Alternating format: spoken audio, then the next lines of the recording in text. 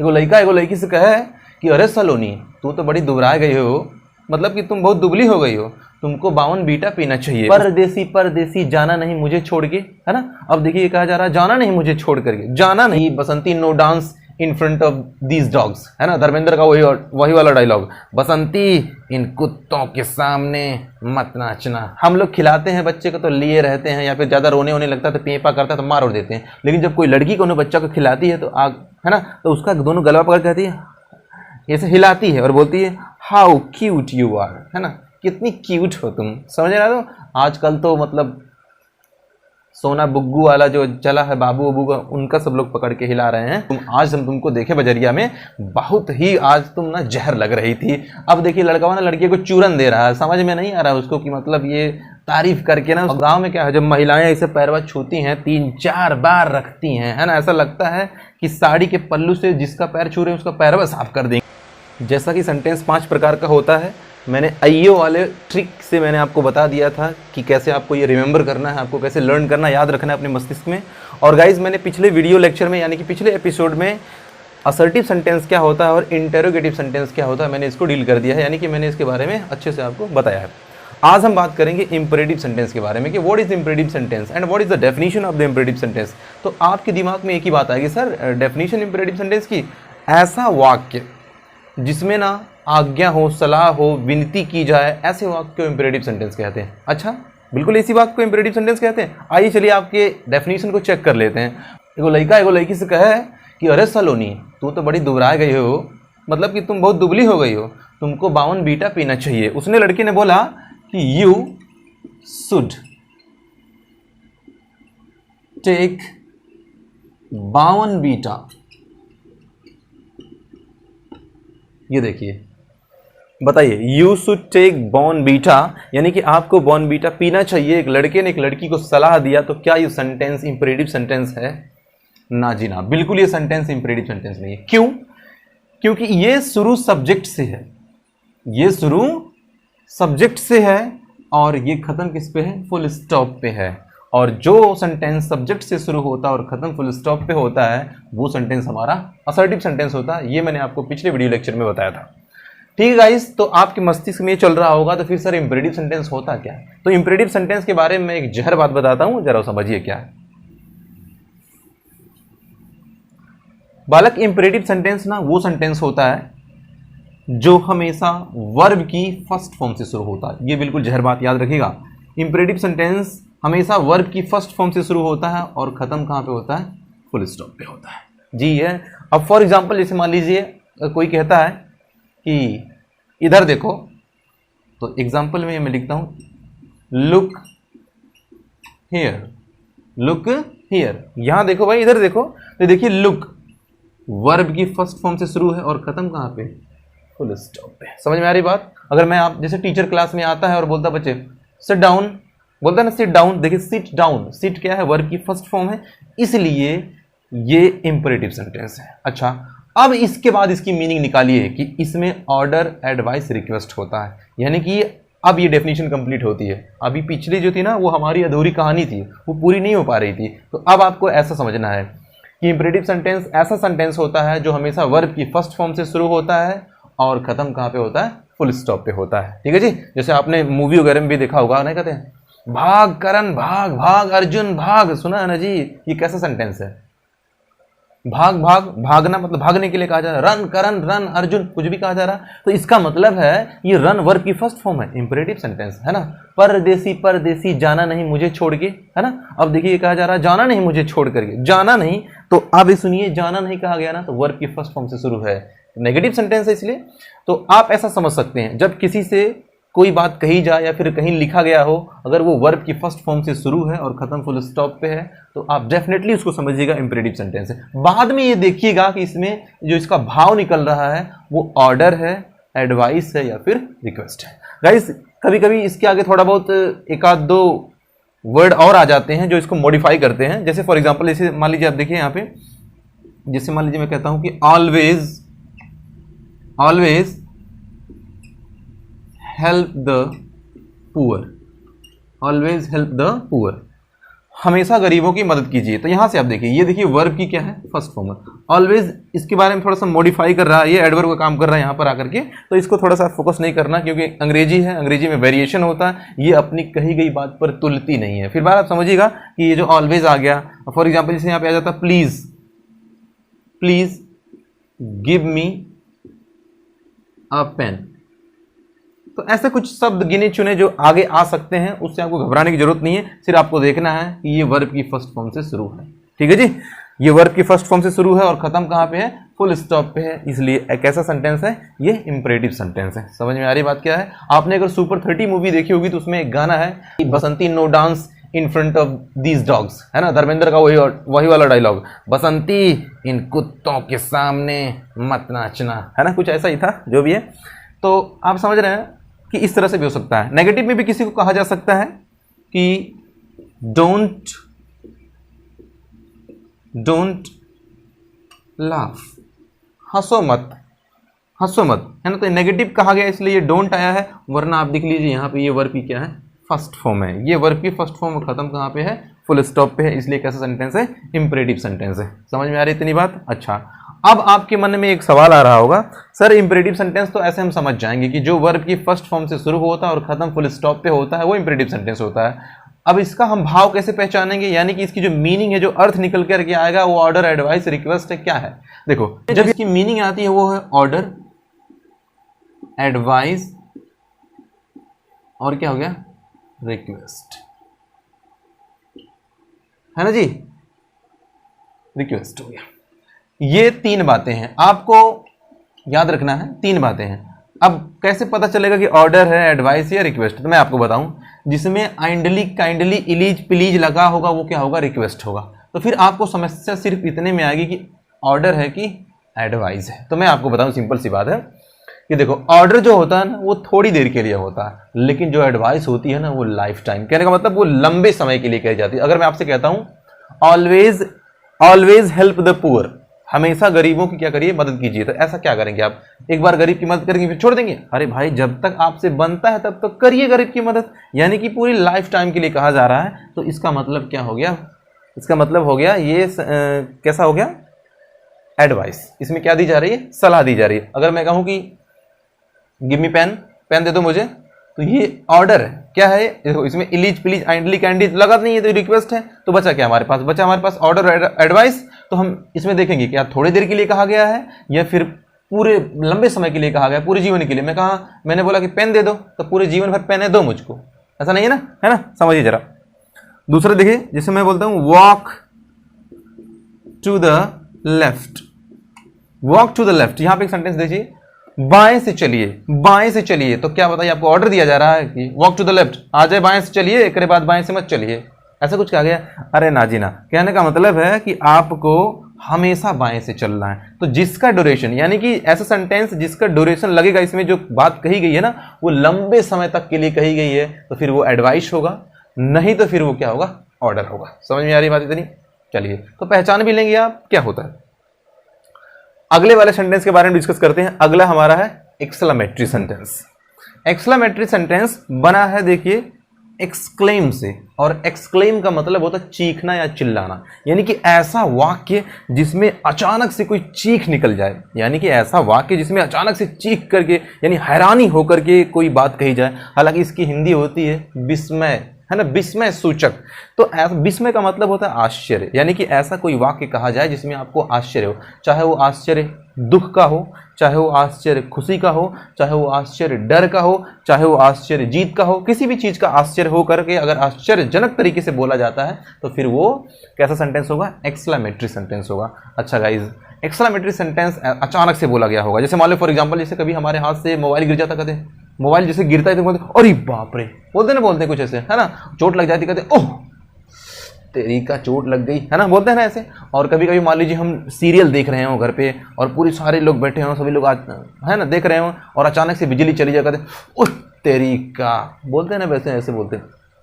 तो ऐसे जो हम कुछ ऐसे शब्द बोलते हैं, अचानक से बोलते हैं, क्या सोच के कहते हैं। मान लो कोई लड़की आती है बहुत खूबसूरत और अचानक से आप देखते हो, ओह अरे तेरी का, क्या जहर है ना, मतलब वाह क्या लड़की है, ऐसा कुछ बोलते हैं ना जी।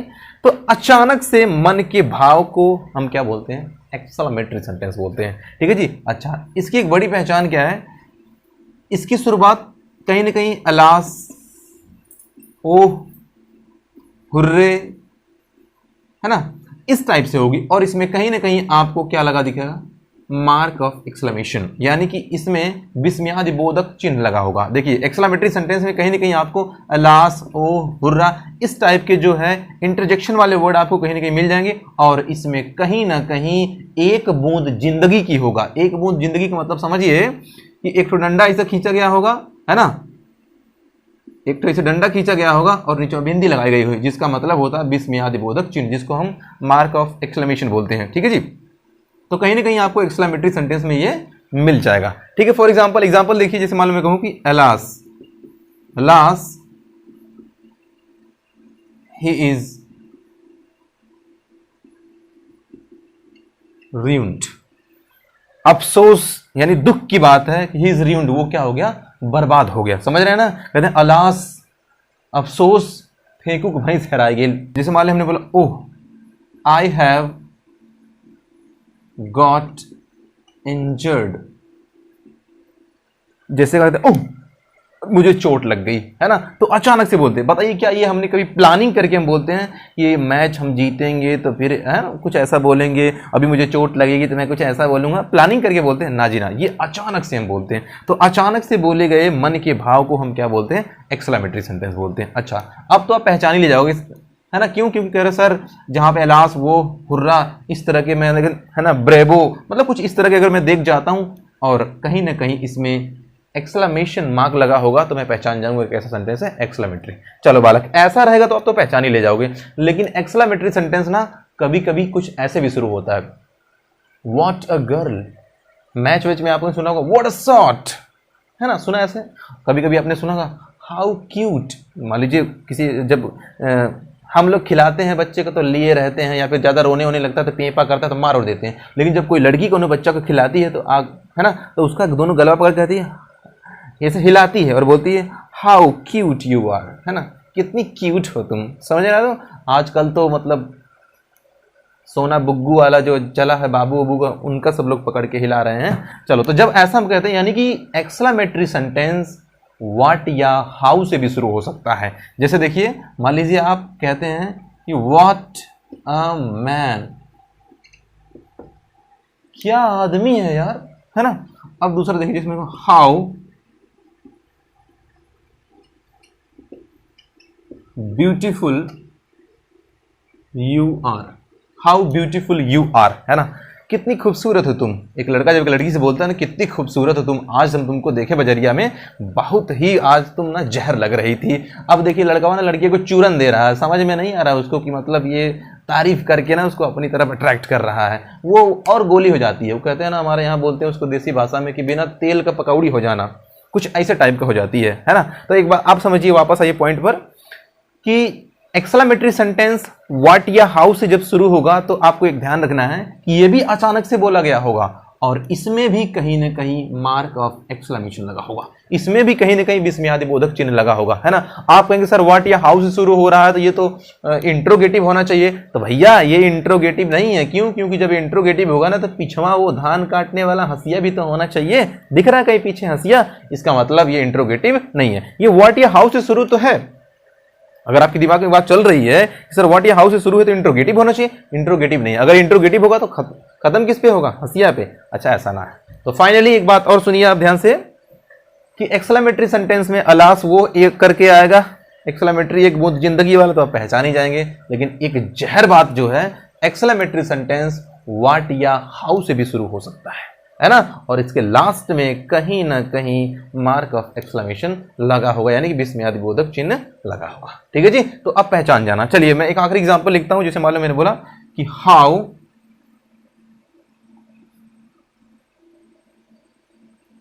Fine weather, how fine weather it is, है ना, मतलब कितना सुहावना हुआ समय। देखिए शुरू हाउ से है, तो आप अगर सोचेंगे इंटरोगेटिव है तो इंटरोगेटिव है, तो यहाँ क्वेश्चन मार्क होना चाहिए लास्ट में, हंसिया होना चाहिए। हंसिया नहीं है इसका मतलब इंटरोगेटिव नहीं है, इंटरोगेटिव नहीं तो कुछ और है। अच्छा, इंटरोगेटिव नहीं है तो कुछ और है, तब कुछ और क्या है? तो हम जानते हैं कि व्हाट या हाउ से शुरू है, अगर लास्ट में क्वेश्चन मार्क नहीं है तो फिर इंटरोगेटिव नहीं है, तो जब इंटरोगेटिव नहीं है तो फिर क्या है? एक्सक्लेमेटरी। क्यों? क्योंकि इसके लास्ट में क्या लगा हुआ है? Mark of exclamation. ठीक है, समझ गया ना एक्सक्लेमेटरी सेंटेंस क्या होता है। चलिए गाइस आगे बढ़ लेते हैं, अब आखिरी वाले की बात करते हैं। ऑब्जेक्टिव सेंटेंस क्या होता है? ऑब्जेक्टिव सेंटेंस, ऑब्जेक्टिव सेंटेंस को हिंदी में हम बोलते हैं इच्छा सूचक, यानी कि इच्छा को दर्शाने वाला। इच्छा देखिए हमारी कैसी होती है, हम कहते हैं जब कोई पैर छूता है हम कहते हैं खुश रहो, कोई नमस्ते करता कहते हैं ना, कहते हैं। और गांव में क्या है, जब महिलाएं ऐसे पैरवा छूती हैं 3-4 बार रखती हैं, है ना, ऐसा लगता है कि साड़ी के पल्लू से जिसका पैर छू रहे हैं उसका पैरवा साफ कर देंगी, है ना। तो फिर वो जो औरत पैर छूती है उसको एक दूसरी औरत या फिर वो जो आदमी होता है वो आशीर्वाद देता है, दूधो नहाओ पूतो फलो, कुछ ऐसा करके आशीर्वाद देता है ना, जो भी कुछ बोलता है गाइस वो अपनी इच्छा प्रकट करता है। हम कभी अपने मम्मी पापा के पैर छूते हैं तो बोलते हैं खुश रहो, ये उनकी इच्छा है, भगवान तुम्हारी मदद करे, भगवान तुम्हारा भला करे, भगवान करे तुम पास हो जाओ। ये सेंटेंस क्या है? ये ऑब्जेक्टिव सेंटेंस है, इसमें इच्छा व्यक्त की जाती है। ठीक है जी। अच्छा, ऑब्जेक्टिव सेंटेंस में इच्छा व्यक्त की जाती है, इसमें ना 3-4 चीजें पाई जाती हैं। जैसे देखिए एक छोटा सा इसमें भी एक ट्रिक है कि ऑब्जेक्टिव सेंटेंस में CWBP होता है। CWBP आपको स्कूल में बहुत CW मिला होगा, और CW करते करते क्या बढ़ जाता है? BP बढ़ जाता है। CW करते करते मान लीजिए ब्लड प्रेशर बढ़ जाता है। याद रखिए ऑब्जेक्टिव सेंटेंस में इच्छा, CW इतना मिलत रहा है कि इच्छा ना रहा है, यानी कहने का मतलब है इच्छा सूचक वाले सेंटेंस में 4 तरह का भाव होता है। CWBP यानी कि CW करत करत BPA बढ़ जाता था, तो C से हो गया हमारा कर्स, कर्स बोले तो श्राप। ये देखिए W से हो गया हमारा विश, क्या हो गया? विश, विश का मतलब हो गया इच्छा। B से क्या हो गया? ब्लेस, ब्लेस बोले तो आशीर्वाद। और P से क्या हो गया? प्रे, प्रे बोले तो प्रार्थना करना। ठीक है जी। अब सुनिए ऑब्जेक्टिव सेंटेंस में कहीं ना कहीं ये 4 मीनिंग आपको कहीं ना कहीं दिखेगी। शुरुआत करते हैं कि ये शुरू कैसे होता है, मैं आपको समझाने की कोशिश कर रहा हूँ ये शुरू कैसे होता है। तो ऑब्जेक्टिव सेंटेंस ना हमेशा आप देखेंगे लगभग 99% केसेस में ये शुरू होगा मे से। मे, है ना, बकरी कैसे बोलती है? मे। या फिर आप कह सकते हैं कि अप्रैल के बाद कौन सा महीना आता है? मई। तो ये हमेशा ना मई से शुरू होता है, समझ रहे हैं आपको, यानी मई के महीने में इसमें ज़्यादा इच्छा आती है। और इच्छा कितनी तरह की होती है? कर्स, विश, ब्लेस और प्रे। कर्स का मतलब श्राप होता है, जैसे मान लो नहीं कहते हैं भगवान करे ना नाश पीटे तुम्हारा नाश हो जाए, एक्सीडेंट हो जाए तुम्हारा, भाड़ में जाओ, है ना। आजकल ब्रेकअप होता है ना, कहते हैं कि भाड़ में जाओ। विश है ना हमारी इच्छा, क्या है? हमारी इच्छा। ब्लेस मतलब क्या हो गया? आशीर्वाद देना किसी को। और प्रे मतलब क्या हो गया? प्रार्थना करना, किसी के लिए पूजा करना, अपनी इच्छा जाहिर करना पूजा के माध्यम से। ठीक है जी। चलिए इसका एक एग्जाम्पल देखते हैं। देखिए एग्जाम्पल इधर, may you live long, may you live long. आइए देखिए इसमें exclamatory mark, may you live long. अब देखिए मे से शुरू है तो हम समझ जाएंगे कि ये क्या है? ऑब्जेक्टिव सेंटेंस है। और दूसरी बात इसमें क्या है? मार्क ऑफ एक्सक्लेमेशन लगा हुआ है। सबसे बड़ी बात, मे से शुरू है और इसमें मार्क ऑफ एक्सक्लेमेशन लगा हुआ है। ठीक है जी। तो मे यू लिव लॉन्ग यानी कहने का मतलब है आपकी उम्र लंबी हो। आपने सुना होगा दीर्घायु, दीर्घायु भव, मतलब कि आपकी उम्र क्या हो? लंबी हो। ऐसे सेंटेंस को हम बोलते हैं ऑब्जेक्टिव सेंटेंस। क्लियर? इतनी बात समझ में आई जी। और भी हो सकता है एग्जाम्पल दूसरा दे सकते हैं।